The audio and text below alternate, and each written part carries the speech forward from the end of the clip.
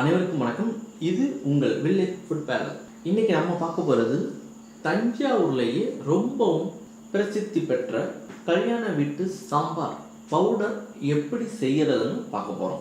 இதுக்கு என்னென்ன தேவை அப்படின்னு பார்க்குறதுக்கு முன்னால் நம்ம சேனலை சப்ஸ்கிரைப் பண்ணாதவங்க சப்ஸ்கிரைப் பண்ணிக்கோங்க. மறக்காமல் பெல் பட்டனையும் கிளிக் பண்ணிக்கோங்க. அப்போ தான் நம்ம கொடுக்கக்கூடிய வீடியோக்கள் உங்கள்கிட்ட எளிதாக வந்து சேரும். சாம்பார் பவுடர் தயார் பண்ண என்னென்ன தேவைன்னு பார்த்துக்குவோம்.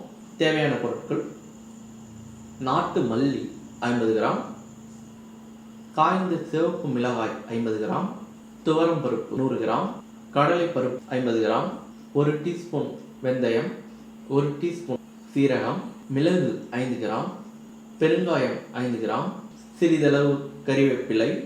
முதல்ல ஸ்டவ்வை பற்ற வச்சுட்டு ஒரு பேனை ஹீட் பண்ணிக்குவோம். பேன் சூடான உடனே அடுப்பை சிம் பண்ணிக்கிட்டு அதில் இப்போ இந்த இன்க்ரீடியன்ட்ஸ் எல்லாத்தையுமே மிதமான சூட்டில் வறுத்து எடுத்துக்கணும். கருக விடக்கூடாது. ஒவ்வொன்றையும் வறுத்து எடுத்துக்குவோம். இதில் எதோட அளவு கொஞ்சம் முன்ன பின்ன மாறி போனாலும் நம்ம சாம்பாரில் அதோட சுவையை மாற்றி கொடுத்துரும். இது சரியான அளவில் இருக்கும்.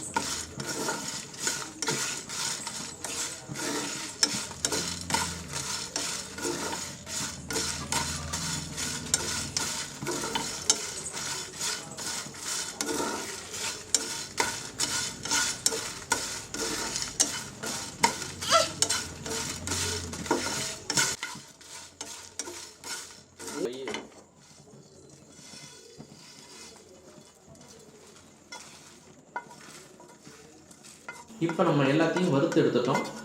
இப்போ நம்ம வறுத்து எடுத்தது எல்லாத்தையும் ஒரு மிக்ஸி ஜாருக்கு மாற்றிக்கிட்டு இதை நல்ல நைஸாக பவுடராக அரைச்சி எடுத்துக்குவோம்.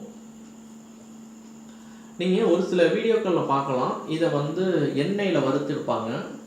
எண்ணெயில் வறுத்து எடுக்கலாம். இப்போ நீங்கள் உடனே சமைக்கிற மாதிரி இருந்துச்சுன்னா எண்ணெயில் வறுத்து எடுத்துட்டு நீங்கள் இதை அரைச்சி நீங்கள் சமைக்கலாம்.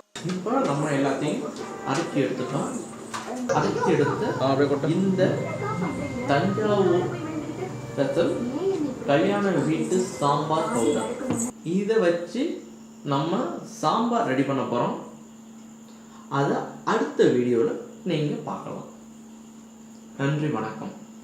பிடிச்சிருந்தால் கண்டிப்பாக மறக்காமல் லைக் பண்ணுங்கள்.